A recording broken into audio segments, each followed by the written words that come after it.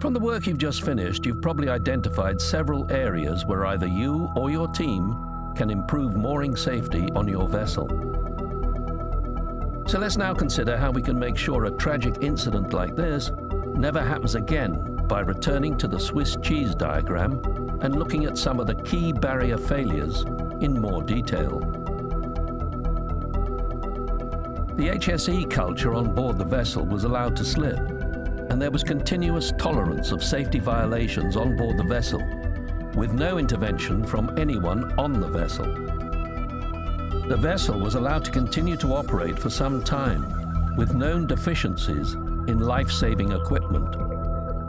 Personal flotation devices were required for these unmooring operations. They were not being worn by the two crew members.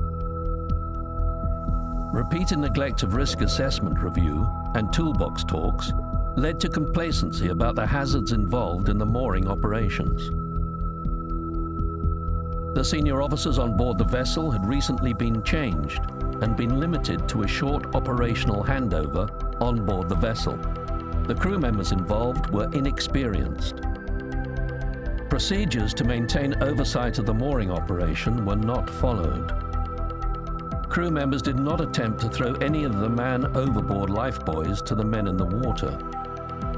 The gaps in the barriers allowed the barriers to fail, resulting in the hazard of getting caught in the bight to pass through all the barriers and cause the severe consequences of 2 fatalities.